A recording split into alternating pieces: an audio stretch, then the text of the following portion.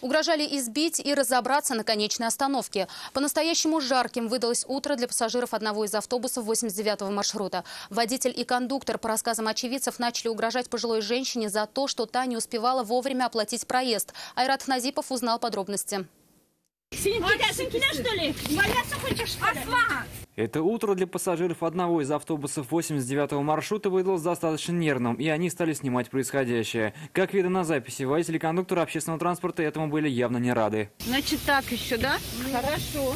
А зачем вы снимаете, женщина? Что происходило до записи, рассказали очевидцы. По версии пассажирки, все началось с того, что пожилая женщина не успела добежать до остановочной площадки. Но в салон автобуса она все же вошла. Водитель посадил ее между остановками. Пока она пыталась отдышаться и приготовить деньги, подошла кондуктор. Подошла кондуктор и начала толкать спину женщину.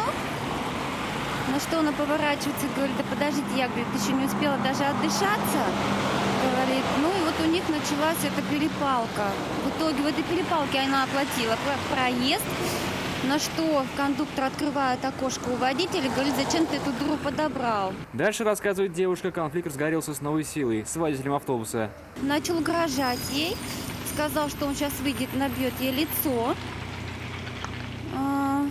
И уже непосредственно на остановке он остановился, начал одевать курточку и хотел уже непосредственно выходить. На что кондуктор остановил, опять у них пошла эта вся перепалка. После этого на защиту пожилой женщины встала девушка. Тогда аналогичные угрозы посыпались и в ее адрес. К счастью, до рукоприкладства все же не дошло. Но и на этом конфликт не закончился. Он эту женщину, с которой была у них перепалка, он ее провез еще лишние 2 остановки, так как она... Он не открыл ей дверь, и она не смогла выйти. Он специально не открыл ей дверь и сказал со словами: я довезу тебя до Сахарова, и там мы будем разбираться. Не став терпеть такого отношения, девушка обратилась в полицию. Дела отдали участковому. Пока идет разбирательство, мы связались с руководством организации. Будет нами проведена проверка, служебное расследование, в ходе которого мы выясним, что случилось, все последствия. Дальнейшее, после расследования, мы доведем информацию. К слову, водитель с кондуктором работает на этом маршруте около 7 лет. И, как рассказали в организации, подобных жалоб на них еще не поступало. Айрат Назипов, Азат Самигуллин, вызов 112.